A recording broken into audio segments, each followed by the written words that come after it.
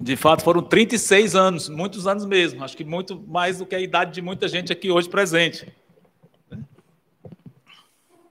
E o bom é saber que, apesar de membro oficialmente de outra igreja, ainda me sinto bem em casa aqui também, evidentemente. Qual será a profecia messiânica mais conhecida de toda a Bíblia? Talvez, se nós fôssemos ouvir respostas aqui, ouviríamos várias profecias que falam de Cristo, evidentemente, no Antigo Testamento, que apontavam para Cristo. Nós ouviríamos muitas respostas diferentes. E, de fato, não dá para dizer essa é a mais importante. Não tem como dizer essa é a mais. Podemos dizer algumas que são as mais conhecidas, sim. E o nosso texto de hoje, eu entendo que certamente está entre essas. E provavelmente, se os irmãos fossem compartilhar agora e dizer, eu acredito que a mais marcante, a mais conhecida seja essa. Provavelmente, essa que nós vamos demonstrar, que hoje expor hoje à noite, estaria nas respostas de muitos de vocês. Bom, a profecia que nós vamos estudar hoje é um capítulo muito famoso das Escrituras, do livro que, como eu costumo dizer, é considerado o mais messiânico do Antigo Testamento. Então, os irmãos já devem descobrir qual é, pelo menos, o livro onde ela está inserida. Qual seria? Isaías. Está no profeta Isaías. O livro de Isaías fala bastante do Messias, muito, vários aspectos da vida dele, a glória que ele terá, a grande autoridade sobre as nações, fala da divindade do Messias, da humanidade, muitas profecias sobre Cristo. Mas há uma seção do livro de Isaías que chama de os Cânticos do Servo, a partir do 42 para frente. E esse é um dos chamados Cânticos do Servo, o último deles dentro do livro de Isaías e provavelmente o mais conhecido dentre esses chamados Cânticos do Servo, porque o Messias é chamado de servo do Senhor. E esse texto é, por excelência, muito conhecido e citado no Novo Testamento.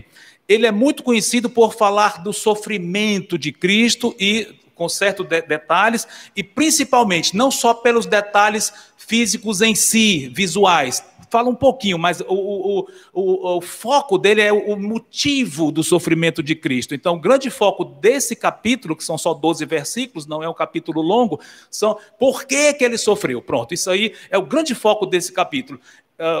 Contrastando com um outro capítulo das Escrituras muito famoso por descrever a crucificação, seria o Salmo 22, mas no Salmo 22, a primeira parte de Davi, escrito 300 anos antes desse, o foco cai na descrição física, e aqui em Isaías, 300 anos depois, cai no aspecto mais teológico, por que ele sofreu? Então isso vocês vão ver várias vezes repetido aqui, nesses 12 versículos, o porquê que ele sofreu.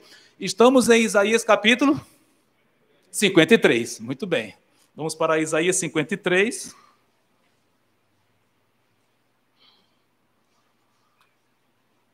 Vou comentar um pouco sobre cada um desses versículos, não se preocupe, a pregação não vai ser tão extensa assim, não vou expor detalhadamente cada um dos 12 versículos, mas vamos ler todos, fazendo alguns comentários resumidos sobre cada um deles, e no fim vamos tirar algumas lições uns pontos bem marcantes para nós levarmos mesmo, trazermos no coração, além dos comentários que vamos trazendo, versículo após versículo.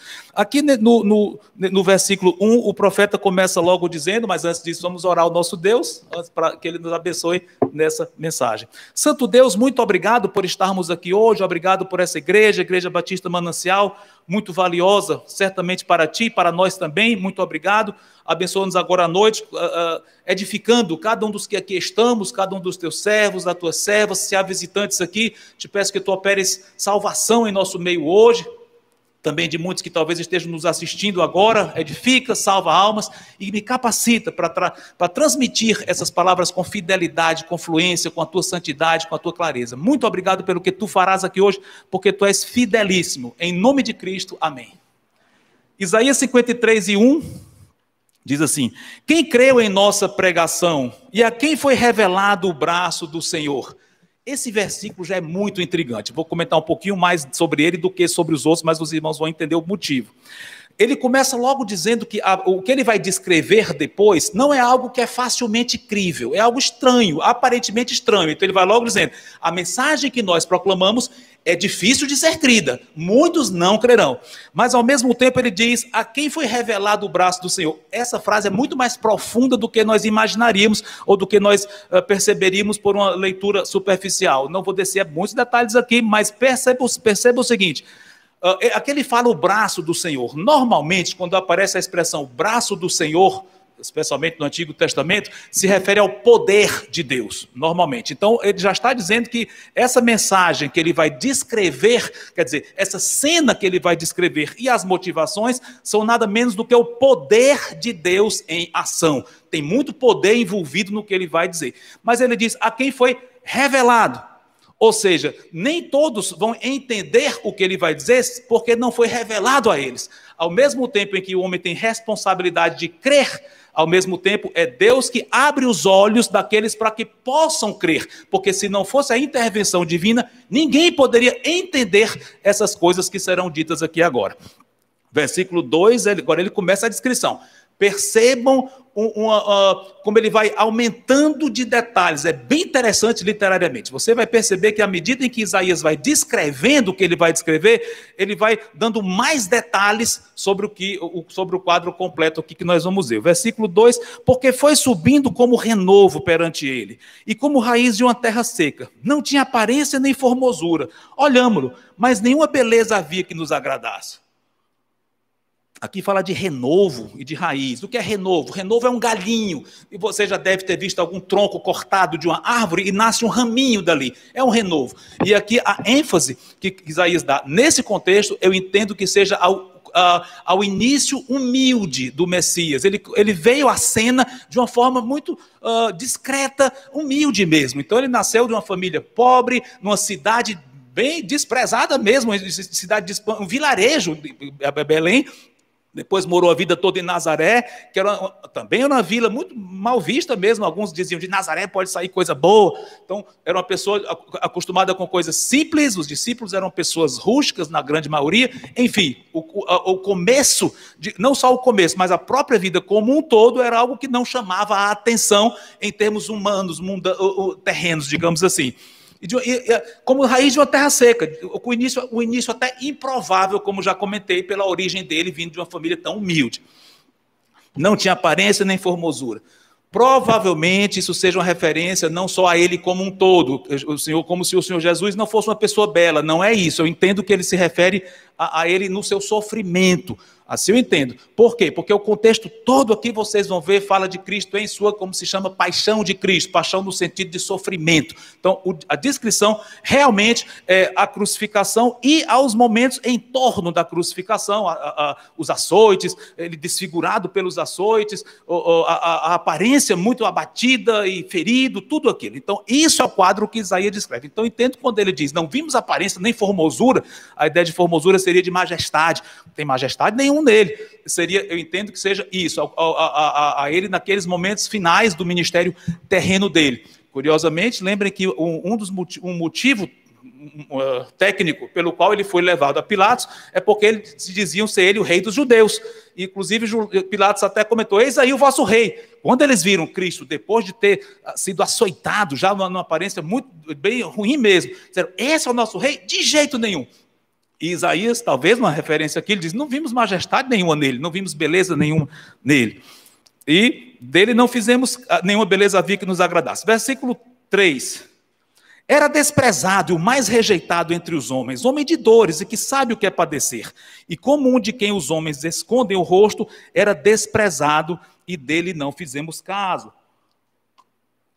Viram a progressão? Ele primeiro não tinha beleza, aqui já é algo pior, ele era desprezado mesmo, ativamente desprezado, sabia o que era padecer por experiência própria. Versículo 4, certamente, esse versículo já começa a aumentar mais a revelação aqui, olha só.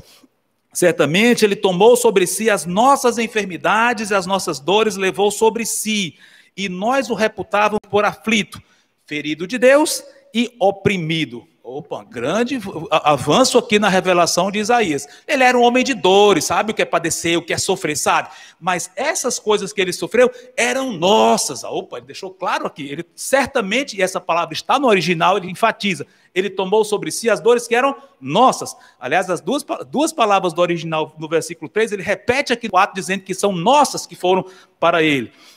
Mas apesar disso, as pessoas não entenderam que ele estava sofrendo por nossa causa. Não, nós o reputávamos por Deus é que estava o afligindo, ou seja, nas entrelinhas, ele é culpado, ou seja, ele está sofrendo por alguma coisa que é justo que ele sofra tanto na mente das pessoas. Se Deus está afligindo tanto essa pessoa, é porque essa pessoa mereceu isso aos olhos das pessoas. Versículo 5, mais avanço aqui na revelação, na abertura da cortina aqui. Mas ele foi traspassado pelas nossas transgressões, entrou em cena aqui o pecado, a menção do pecado. E moído pelas nossas iniquidades, o castigo que nos traz a paz estava sobre ele, e pelas suas pisaduras fomos sarados. Interessante a revelação, ele era um homem de dores, as dores não eram dele, eram nossas, aqui acrescenta, por causa do nosso pecado, já está aumentando aqui, né? E diz que nós teremos paz no sentido completo, prosperidade completa, é o shalom hebraico, é o shalom que os judeus entendem como uma prosperidade em termos gerais. Para nós termos isso, tinha que ter um castigo, e veio sobre ele. E pelas pisaduras, o que é pisadura? A gente nunca usa essa palavra em português, mas a ideia seria hematomas, efeitos físicos de alguém que foi açoitado, que levou uma surra, por assim dizer. Mas aqui deve ser um termo mais geral para feridas, ferimentos ou hematomas, tudo aquilo representado por efeitos físicos de uma grande violência, né? Versículo 6, todos nós andávamos desgarrados como ovelhas, cada um se desviava pelo caminho, mas o Senhor fez cair sobre ele a iniquidade de nós todos. Aqui aparece a figura de um rebanho, bem conhecida lá no Antigo Testamento e no Novo, se desviava pelo caminho, cada um como se seguisse o seu próprio caminho. Interessante que o mundo hoje diz para as pessoas, siga seu coração, siga seus sonhos, faça o que você quiser, e não siga nenhum padrão, um estereótipo, não siga isso. Mas olha, aos olhos de Deus isso é uma loucura, porque existe um padrão correto para seguir, é o padrão de Deus. Então quem está com ele é um rebanho coeso ali, dentro das ordens do pastor, está seguro. Vimos hoje em Deuteronômio capítulo 4, bastante enfatizado, sigam minha palavra. Que Deus há que tenha, que nação há que tenha um Deus como esse, estatutos como esse? Nação feliz. Então, um rebanho que tem o nosso Deus como Deus, pastor, e a palavra dele como instrução, é a mais feliz do mundo, do universo. Mas quem não segue a ele, nem a sua palavra, está desgarrada, segue os seus próprios caminhos, que é o que o mundo faz, siga seus sonhos. Mas não é assim.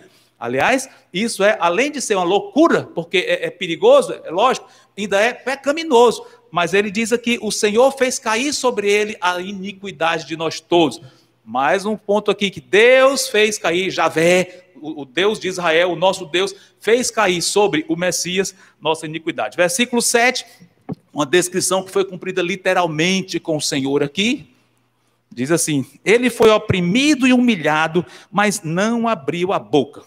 Como cordeiro foi levado ao matadouro, e como ovelha muda perante os seus tosquiadores, ele não abriu a boca. Interessante que isso foi cumprido literalmente com o Senhor Jesus. Vamos ler alguns versículos de Marcos, por exemplo, e vocês vão ver como isso foi cumprido literalmente. Olha só, não precisa chegar lá se não quiser, só anota, mas eu vou ler aqui. Olha Marcos 14, 60 e 61, descrevendo o Senhor Jesus lá nos seus julgamentos. Marcos 14, 60 e 61. Diz assim, julgamento perante os judeus. Levantando-se o sumo sacerdote no meio, perguntou a Jesus, nada respondes ao que estes depõem contra ti? Ele, porém, o que diz? Guardou silêncio e nada respondeu. Tornou a interrogá-lo o sumo sacerdote, ele disse, és tu o Cristo, filho do Deus bendito? E agora ele respondeu, mas até então ele ficou calado muitas vezes. No capítulo 15, versículo 3 a 5, eu não vou ler, mas vocês podem anotar, Marcos 15, 3 a 5, a mesma coisa com Pilatos. Ele chegou a ficar mudo diante de Pilatos, depois ele falou sim, mas em algumas ocasiões Pilatos até se surpreendeu. Pilatos, o governador romano, surpreendeu porque ele ficava mudo e não se defendia. Então isso aqui realmente o Senhor, naquele momento, não era hora de falar, hora de calar, e foi o que ele fez. Voltando então para Isaías 53, versículo 8, notem que eu estou só resumindo aqui alguns pontos. Versículo 8 diz assim, mais informações. Por juízo opressor foi arrebatado, e da sua linhagem quem dela cogitou? Porquanto foi cortado da terra dos viventes.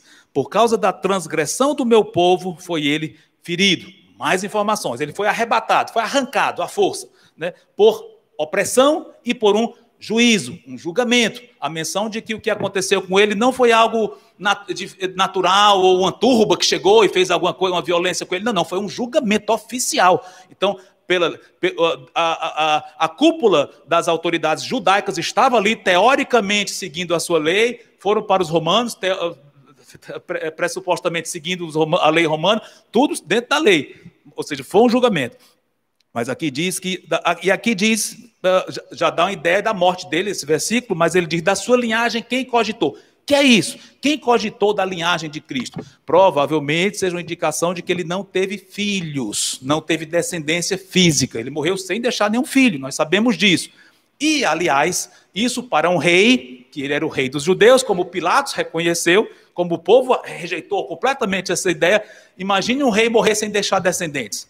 Era estranho até para o povo entender isso. Era uma maldição um rei morrer sem filhos, né? Pois enfim, ele não teve filhos, e aqui diz claramente, cortado da terra dos viventes. Agora fala claramente da morte dele, mais uma vez, pela transgressão do povo, foi ele ferido. Versículo 9, será que vocês vão perceber aqui, de saída, uma mudança no tom? Olha só, o capítulo tem 12 versículos, já lemos 2/3 do capítulo, até o versículo 8, mas agora vai mudar um pouquinho de tom. Vocês percebem aonde? Vou ler aqui o versículo 9.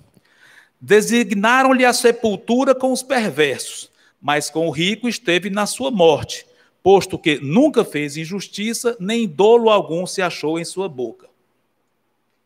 Notem que houve uma progressão aqui dos sofrimentos de Cristo, mas agora ele deu uma luz raiou. Que luz?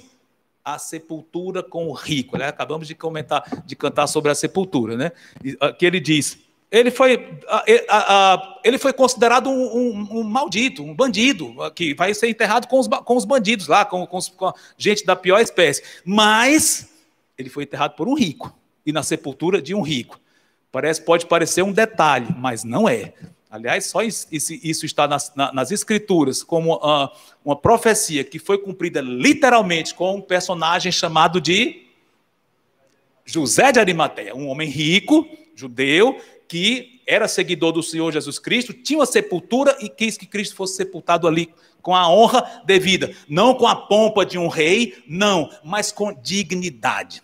Interessante, aqui nós começamos a ver Deus recompensando o seu servo. Até aqui foi só sofrimento, e o motivo do sofrimento. Mas agora vamos ver Deus, o Pai, agindo no seu Filho, apesar de morto, ou seja, ele estava, a alma, o espírito com o Pai, sim, mas o corpo aqui inerte, ele estava morto nesse aspecto, mas o Pai providenciou que ele fosse sepultado de uma forma decente, profetizou antes, e isso foi cumprido.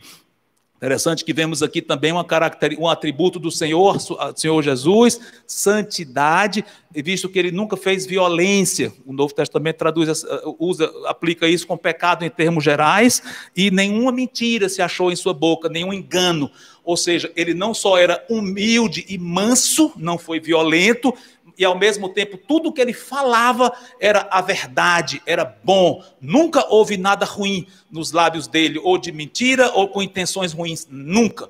Perfeito, no seu coração, no seu temperamento, nas suas ações, nas suas palavras. Aqui nós temos claramente a descrição desses atributos do Senhor Jesus Cristo. E nós vemos aqui que o Pai o recompensou, e até dentro do que o versículo diz, depois vamos ver mais coisas, deixando bem claro, ele é meu, e eu vou honrá-lo através de um sepultamento digno. E uma pequena aplicação aqui, isso em nossas vidas, antes de nós prosseguirmos. Talvez você esteja passando por algum problema, alguma aflição, algo grande na sua vida, mas saiba que todas as nossas aflições estão com os dias contados. Não vão passar 1 milímetro além do que nosso Deus designou com o melhor dos propósitos. Quando chegar o tempo de dizer, chega, essa provação vai chegar, e ninguém vai mais tocar em você dentro da vontade do Senhor, naquela área, se ele designar. Agora ninguém toca mais nessa área, agora eu vou só abençoá-lo. Ele faz. Foi isso que ele fez com o Senhor. O sofrimento de Cristo foi até ele dizer, está consumado, Pai, nas tuas mãos entrego o meu espírito, e expirou. Acabou o sofrimento. Nunca mais ele teria um sofrimento daquele tipo físico, daquele formato. Ele pode sofrer conosco, é outro assunto, mas o sofrimento nos moldes desse chegou ao fim. Agora só recompensas, e começou logo com a sepultura. Então, aplicando aqui, saiba que nossas provações estão com os dias contados e o tanto que for para nós passarmos por ela, Deus vai fazer com que nós passemos para o nosso bem. Mas quando chegar o limite, ele diz, pronto, chega, agora ninguém toca mais, vem só bênçãos. Tá? Então vamos voltar para cá, versículo 10, estamos chegando nos últimos versículos do nosso texto. E mais acréscimo aqui nas informações. Versículo 10 começa com uma frase aparentemente muito estranha. Vamos ver por quê. Todavia, ao Senhor, Jeová, Javé, agradou moê-lo, fazendo-o enfermar, ou seja, entregando-o ao sofrimento. Quando der ele a sua alma como oferta pelo pecado, verá a sua posteridade e prolongará os seus dias. E a vontade do Senhor prosperará nas suas mãos. Que versículo rico. Que contraste nós vemos aqui. Primeira frase, a Deus, o Pai, agradou moê-lo. Como é? Quer dizer que o pai se alegrou em ver o filho sofrendo daquele jeito? Irmãos, esse é o tipo da frase que, tirada do contexto, pode dar uma ideia grotesca, errada acerca de Deus. Não está dizendo isso, insinuando alguma espécie de sadismo ou de prazer no sofrimento alheio da parte de Deus. Nunca. Não é isso. Nós temos que entender essa frase à luz do seu contexto. Deus tinha um plano perfeito e dentro desse plano maravilhoso, amoroso dele, só tinha um jeito dele salvar as pessoas: Cristo morrendo e pagando a pena, exatamente como aconteceu. Por isso é possível dizer que Deus se alegrou em fazer isso. Foi dentro da vontade dele. Por quê? Porque Deus não estava olhando para o sofrimento em si, como se ele agradasse de ver o filho sofrendo. Ele via o fim daquilo, ele via o desfecho, o propósito, aquilo que ocorreria em decorrência daquilo. É mais ou menos quando você sabe que há uma medida até certo ponto dolorosa ou difícil tem que acontecer para que venham excelentes resultados na sua vida, ou na vida dos seus filhos, de alguém, e você diz, você tem que passar por isso, porque eu estou vendo os resultados, graças a Deus por isso, é difícil, mas os resultados são maravilhosos. Então você pode dizer, é dentro da minha vontade que você passe por isso, eu me alegro que você passe por isso, vendo o que vai acontecer depois. É esse o sentido, ok? Por isso Deus se alegrou em moê-lo, e atrelado ao fato de que a obediência completa do Senhor Jesus Cristo ao Pai foi algo que agradava a ele, evidentemente glorificava ao Senhor. Aqui ele diz, entregou a sua alma como oferta pelo pecado, já enfatizando o que nós já temos comentado, mas ele diz que quando ele der a sua alma, ou seja, quando ele morresse, interessante, quando ele morresse ele ia ver alguma coisa. Tem 3 resultados aqui. 1, verá a sua posteridade. Parece até uma incoerência. Depois que ele morreu, ele viu a posteridade? Sim, já está pressuposto aqui o quê? Ressurreição, óbvio. Se depois que ele morreu e deu a alma como oferta pelo pecado, substituído por substituição penal, deu. Depois disso ele ia ver alguma coisa, é porque é óbvio que ele ia ressuscitar, e foi o fato. Mas o que é dito aqui que ele ia ver? Um dos 3 resultados é esse. Ver o que? A sua posteridade, a sua geração. Isso parece contradizer algo que nós já lemos antes. O que foi que nós lemos antes que parece contradizer essa frase? Ele não deixou filhos, não tinha descendência. Mas aqui diz, ele vai ver a sua posteridade. Parecido o sentido. Como é isso? Não descendência física, mas espiritual. Olha os servos dele, olha para nós. Nós que somos crentes, somos a posteridade dele.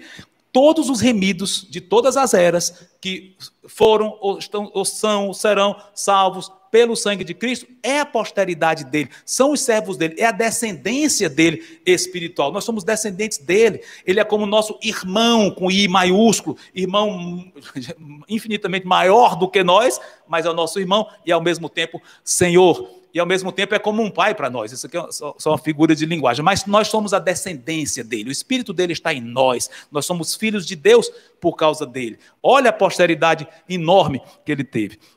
Então ele viu a sua posteridade. Segundo, prolongará os seus dias, evidentemente, vida eterna que ele tem. E terceiro, a vontade do Senhor prosperará nas suas mãos. A vontade do Pai em tudo. Redenção de todos os salvos. Os efeitos da maldição sendo anulados, ou seja, a reversão da maldição do pecado, o planeta Terra restaurado durante um grande reino milenar do Senhor, depois a própria eternidade futura, Nova Jerusalém, todos os salvos com corpos glorificados, tudo isso, uma redenção grande mesmo. Por quê? Por causa da morte de Cristo. Ou seja, a vontade de Deus iria prosperar nas mãos de Cristo. Lembra da oração do Pai Nosso, uma frase que eu acho fantástica, quando ele diz, faça-se a tua vontade, como? assim na terra como no céu. Vai ser assim. Por que vai ser assim? Porque por causa da morte dele. Se ele não tivesse morrido como Isaías está descrevendo, isso seria impossível. Mas porque ele entregou sua alma, isso vai poder ser cumprido. E a vontade do Pai vai prosperar nas mãos dele. Versículo 11. Ele verá o fruto do penoso trabalho de sua alma e ficará satisfeito. O meu servo, o justo, com o seu conhecimento, justificará a muitos, porque as iniquidades deles levará sobre si. Mais ênfase aqui no aspecto do que ia acontecer depois da morte dele. Agora já está falando de recompensas que ele teria. Ele vai ver o fruto, penoso trabalho da alma, foi angústias que ele sofreu. Nós vemos isso tanto nos sofrimentos físicos que foram infligidos a ele, aquelas últimas 12 horas, desde a madrugada da sexta-feira até a crucificação, a morte, 3 horas da tarde. Todo esse processo aí, evidentemente, às 6 horas da cruz, e antes disso, muito sofrimento infligido a ele, muito trabalho penoso da alma dele. Aliás, mesmo antes disso, poucas horas antes, ele chegou a dizer, na última ceia com seus apóstolos, minha alma está angustiada. Disse claramente isso. E alguns dias antes disso, ele já estava se angustiando, lembrando do que ia acontecer com ele. Então, o trabalho, ele passou por muitas angústias, até antes mesmo desse dia final aqui. Então foi um trabalho muito penoso, mas ele iria ficar satisfeito. Que maravilha, olha aí, ele não ia ficar na morte, aqui chamado explicitamente de servo do Senhor, já comentei, isso é um dos cânticos do servo, chamado de justo. Aqui tem teologia profunda, aliás, estamos decorando aqui, achei bem interessante. Isaías falando da justificação 700 anos antes de Paulo. O meu servo, o justo, justificará a muitos. Justificação pura aqui, muito tempo antes do próprio Senhor encarnar aqui. Interessante, ele é justo e ele pode justificar os outros, né? Fala aqui com o seu conhecimento. Que conhecimento? Algumas ideias. Provavelmente o conhecimento que ele tinha, ele sabia que ele veio aqui cumprir essa missão, que ele tinha que fazer isso para salvar as pessoas dentro da vontade do Pai. Talvez o conhecimento envolva isso, o conhecimento dele próprio, voluntariamente vindo, sabendo isso, ele veio. Pode ser isso. Ou alguns acham que é o conhecimento das pessoas que chegam a ele. As pessoas que o conhecem são justificadas. Essas duas ideias são verdadeiras em si mesmas são, como é que diz? A pessoa só é justificada se conhecer a ele. É verdade. Por outro lado, ele fez isso com plena consciência, sabendo de tudo isso. É verdade também. Não sei qual das duas Isaías se refere, provavelmente o conhecimento dele próprio, do Senhor Jesus Cristo. Tá? Versículo 12, o último versículo de nosso texto, diz assim, mas ainda vou ler outros versículos depois, mas do texto em si, é assim. Por isso eu lhe darei muitos como a sua parte, e com os poderosos repartirá ele o despojo. Porquanto derramou a sua alma na morte, foi contado com os transgressores, contudo levou sobre si o pecado de muitos, e pelos transgressores intercedeu. Isaías repete algumas informações, ele levou o pecado de muitos, intercedeu, sim, mas ele dá um dado novo aqui, dentro do que ele está descrevendo agora, num tom bem mais luminoso, as recompensas que ele teria, que começaram ali no versículo 9. Né? O que ele diz aqui? Eu lhe darei a sua parte com muitos, ele vai receber uma herança grande, o pai daria para ele uma grande herança, e ele ia repartir essa herança com muitos. Aqui ele chama de poderosos. O que é isso? Como é isso? Cristo vai repartir a herança dele com poderosos? Que poderosos são esses? São iguais a ele? Claro que não, ele é Deus. Ninguém se compara com o Senhor. Quem quer que sejam esses poderosos, estão muito abaixo dele, evidentemente. Então o fato dele repartir isso com os outros, já mostra uma tremenda misericórdia e bondade dele de repartir algo que é dele por direito, mas vai repartir com outros, que aqui chama de poderosos. Uma curiosidade aqui, as duas palavras que são traduzidas logo no comecinho, darei com muitos, eu darei muitos a sua parte e os poderosos. Essas palavras têm dois sentidos, ambas as palavras. Pode significar muitos, como aqui traduz, ou ambas, poderosos, grandes. Então, o sentido pode ser, ele vai repartir a sua herança com muitos. E ele vai repartir com muitos a sua herança. Pode. Inclusive a NVI, se você está com ela aí, ela dá as duas alternativas. A outra ele vai repartir com poderosos, com gente muito grande, ele vai repartir. As duas ideias são válidas. Não sabemos exatamente o que é que Isaías quis dizer, mas as duas são verdadeiras em si mesmas. Ele vai repartir com muita gente a herança que o pai lhe deu, e essas pessoas ele chama aqui de poderosos. Por que poderosos? Agora, coisa interessante. Quem são essas pessoas que seriam beneficiadas pelo Senhor? Nós vimos até aqui. Eram pessoas boas em si, poderosas em si, que têm autoridade em si mesmas? Não. Nós vimos até aqui uma grande ênfase. Nós nos desviamos como ovelhas, a iniquidade de nós todos caiu sobre ele. Eram pessoas pecadoras. Com quem quer que seja que ele divida a sua herança, aqui não fala de anjos, nem pense que ele está falando de anjos, é com seres humanos. O autor de Hebreus deixa bem claro, ele trata com homens, com seres humanos. Por isso que ele morreu por nós. Mas seja como for, com quem quer que seja que ele divida a sua grande herança, são seres humanos remidos. Nós éramos terrivelmente pecadores, ele pagou a nossa culpa e agora somos chamados de poderosos nele. Ele deu o seu poder para nós. Se essa é a tradução correta do termo, provavelmente também esteja correta, seria isso. Ele vai repartir conosco, porque ele nos justificou, levou nossa culpa. Olha o resultado. Não só ele recebeu uma tremenda herança, todo o universo do Pai, ele como ser humano e Deus ao mesmo tempo, mas ele quis repartir com o seu povo tudo isso.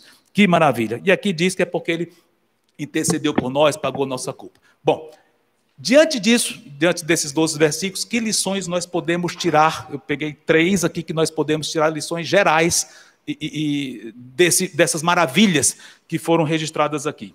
Primeira delas é a grandeza da obra de Cristo. Isso, olha, nós só vamos entender na eternidade, eu acho. Podemos avançar no entendimento disso aqui, eu sei, mas entender na íntegra é impossível, é grande demais. O que está implicado na morte de Cristo. Só para a gente perceber a grandeza disso. A nossa dívida era eterna, porque nossos pecados foram cometidos contra um Deus santo. Então, cada um é um peso eterno. Ou seja, para alguém pagar esse pecado por nós, tinha que ser uma pessoa eterna. Como é que se paga uma dívida eterna de alguém? Só ele, só o Senhor Jesus Cristo podia pagar essa dívida de fato, porque ele não tinha pecado e, segundo, é infinito, como Deus. Também por isso é que ele não precisou passar a eternidade inteira sofrendo. Nossa culpa seria paga seria punida, não paga, seria punida a eternidade toda. Por que Cristo não precisou passar a eternidade toda? Passou só algumas horas na cruz. Eu digo só não diminuindo o sofrimento dele, não é isso? Mas realmente, fisicamente foram só 6 horas. Sim. Por quê? Porque ele é infinito. Então o sacrifício dele foi tão valioso, tão grande, que ele pagou culpas infinitas naqueles momentos finitos ali. Por isso que a gente vê essa matemática que parece estranha para nós. Mas é muito grande. São grandes as implicações da morte dele. A primeira coisa que a gente deve pensar é isso. E uma tremenda gratidão, porque ele nos alcançou. Sem ele nós estaríamos perdidos. Além desse aspecto, algo que é muito, salta aos nossos olhos aqui, a recompensa que ele teve do Pai. Já comentei nos versículos, não vou repetir. Mas agora eu vou ler alguns versículos sem comentar praticamente nada, mas para vocês verem. No próprio contexto de Isaías 53, ele já mostra o que vai acontecer no futuro, além desses versículos que nós lemos aqui. Querem ver um? Mas antes de ler esse versículo, um teste de memória para vocês. Sem lerem, agora pegando de carona aqui o que o pastor Jaime está estimulando a nós decorarmos versículos, mas não vamos decorar os versículos, mas pelo menos o sentido. O versículo 1 que nós lemos, alguém lembra o que é dito aqui sem ler? Sem ler só pelo que nós comentamos? A segunda frase, a quem foi revelado o braço do Senhor? Volta um pouquinho, olha o capítulo antes, Isaías 52, versículo 10, olha o que diz aí. Isaías 52 e 10, pouco antes desse, faz parte do mesmo cântico. O Senhor, Javé, desnudou o seu santo braço à vista de todas as nações, e todos os confins da terra verão a salvação do nosso Deus. Que espetáculo! Vai ter o tempo em que o santo braço de Deus, que está oculto do mundo, vimos aqui, a quem foi revelado o braço do Senhor? Pouca gente creu, é verdade. Mas ele já disse, antes mesmo de falar aquilo, ele disse, vai haver um tempo em que ele vai desnudar o seu santo braço à vista de todos. Vai chegar um tempo em que o mundo todo vai ver o poder de Deus nos ombros do Senhor Jesus Cristo. Quando ele voltar, aí o mundo vai conhecer o grande poder, vai ver o tamanho do que consistiu o sacrifício dele por nós, da salvação, da autoridade dele reinando aqui sobre o mundo todo por 1000 anos e depois pela eternidade adentro. Enfim, vai chegar o tempo disso. Já está determinado, vai ter. Hoje ainda não.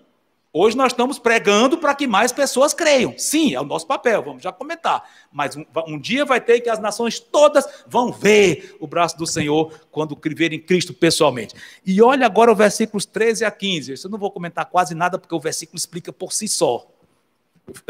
Lembra que vimos aqui que Isaías fala Cristo como desfigurado, as pessoas não gostavam de olhar para ele, né? Mas olha o que diz aqui o versículo 13 a 15, logo antes do nosso texto. Isaías 52, 13 a 15. Eis que o meu servo procederá com prudência, será exaltado e elevado e será muito sublime. Como pasmaram muitos à vista dele, pois o seu aspecto estava muito desfigurado, mais do que o de outro qualquer, e a sua aparência mais do que a dos filhos dos homens. Assim causará admiração às nações, e os reis fecharão a sua boca por causa dele, porque aquilo que não lhes foi anunciado verão, e aquilo que não ouviram entenderão. Quando Cristo voltar, assim como muitos olharam para ele e não quiseram nem ver pelo aspecto repugnante por causa do sofrimento dele, o açoite, tudo isso, mas um grande paradoxo, quando ele voltar, vão ficar pasmos. Esse homem divino tão glorioso é aquele? É, pois os reis vão vê-lo e os reis vão adorá-lo. Isso Isaías dá vários outros detalhes. Olha só, ou seja, nós estamos numa época da história que precede aquilo ali, mas o fim é aquele. E Deus, isso ele vai ter como recompensa, e o Senhor Jesus já foi recompensado pelo Pai, como nós vimos. E o terceiro ponto, é o último que nós vamos ver aqui, além da obra de Cristo, a recompensa que o Pai deu para ele e dará, e o terceiro, o grande impacto que isso exerce em nós. Qual é o impacto que tudo isso que nós lemos exerce na sua vida? Se você é um crente no Senhor Jesus Cristo, o grande impacto aconteceu desde a sua conversão. Quando você ouviu falar do sofrimento de Cristo, creu, sua vida mudou completamente dali para frente. E vai mudar também o futuro, você vai ter a glória do Senhor Jesus Cristo, ele vai repartir conosco essa glória. E hoje, entre a conversão e a nossa glória, será que essa mensagem pode impactar a sua vida hoje, no dia após dia, no dia a dia aqui, debaixo do sol, com tantas providências terrenas, as segundas-feiras, e problemas e coisas quebradas para consertar, e filas e isso e aquilo, e questão de saúde, tanta coisa. Como é que a gente aplica isso no nosso dia a dia? Pode aplicar? Pode, com toda certeza. Primeiro, temos que seguir os passos de Cristo. Que passo? Assim como ele foi humilde, obediente à vontade do Pai em tudo, nós devemos estar sujeitos da mesma forma. Pedro deixa isso bem claro na sua primeira carta, ele, aliás, cita Isaías aqui, nós vamos ler rapidamente ali, sem descer a muitos detalhes, mas olha, se não quiser ir lá, anota, depois você pode ver, mas olha o que Pedro diz em 1 de Pedro 2, 21 em diante.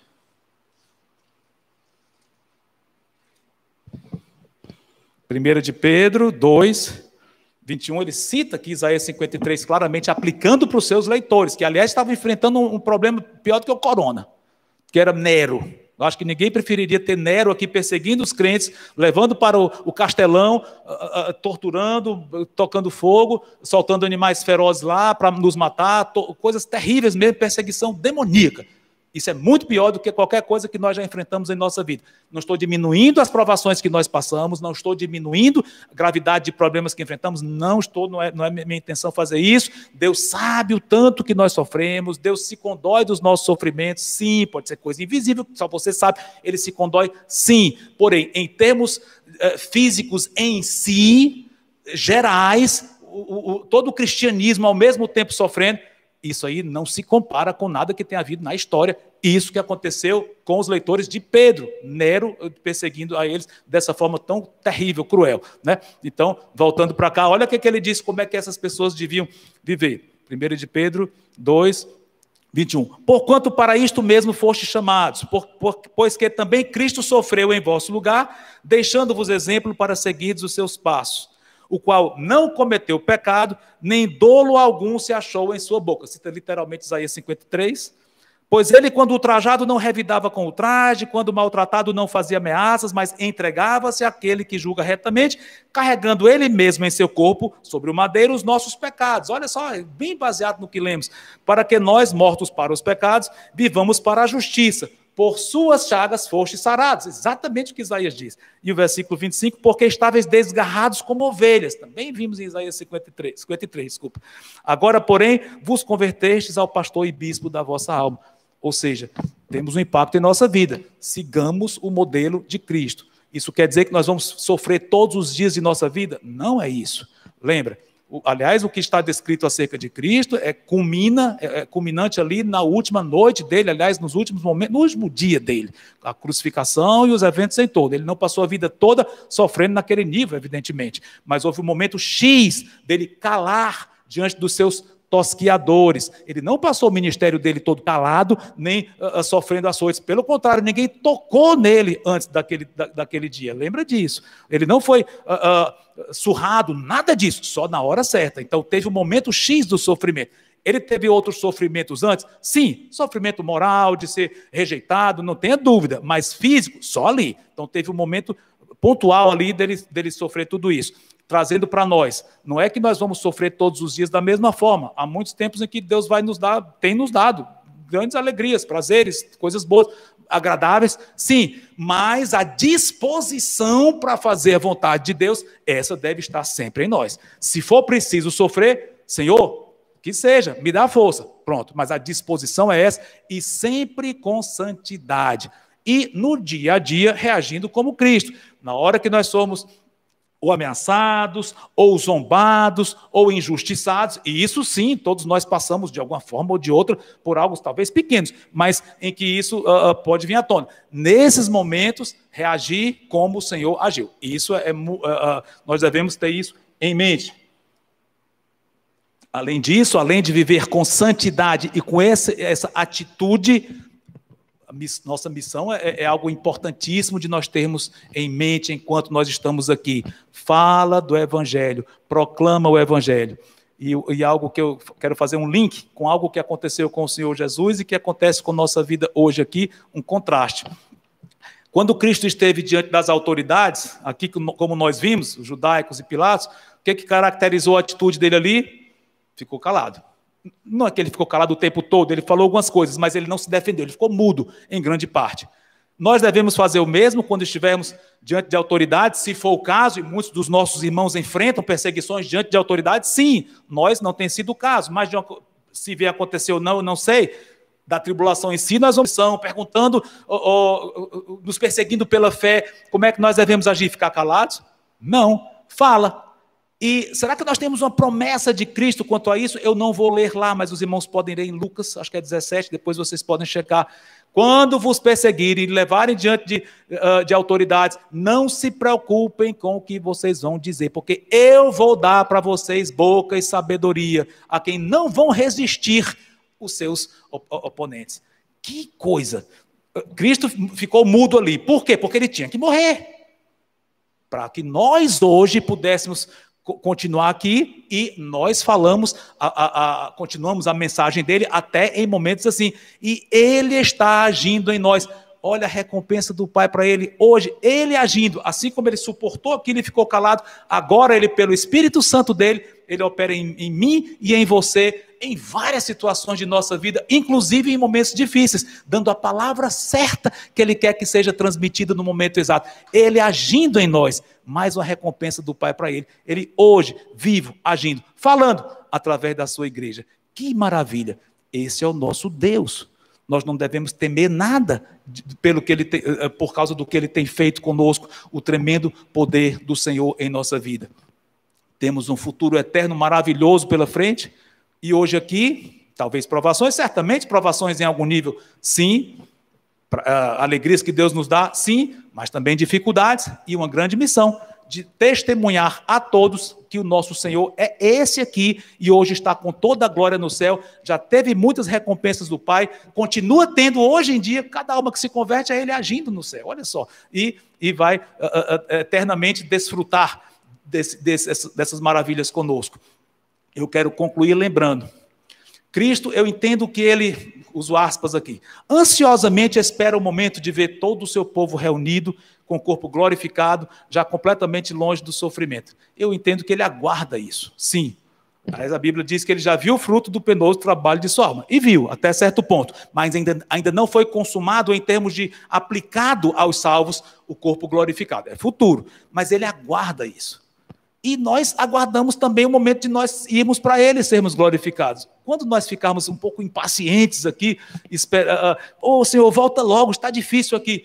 Calma, lembra, ele suportou durante toda a sua vida terrena. Segundo, hoje no céu, ele aguarda também um momento de nós estarmos todos juntos. E ele, como já comentei, dá toda a força possível para nós, tudo o que nós precisamos aqui, enquanto aguardamos o Senhor, ele nos dá. Podemos desfrutar da comunhão dele dia após dia, crescendo no conhecimento dele, que ele está vivo agora, é a obra dele, ele é glorificado em lhe confortar, em me confortar, livrar do pecado, guiar, capacitar, ele é glorificado nisso. Usemos esse poder maravilhoso dele em nossas vidas, usemos isso, ele vai ser mais glorificado, mais alegrado com o fruto do trabalho dele.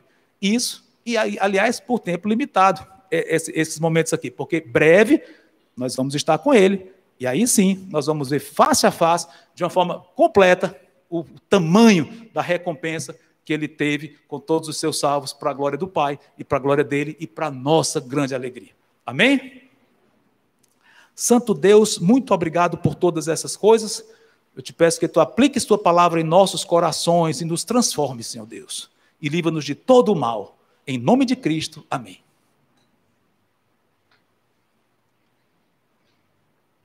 Muito bem, teremos um pós-lúdio agora, enquanto os irmãos, amigos, podem continuar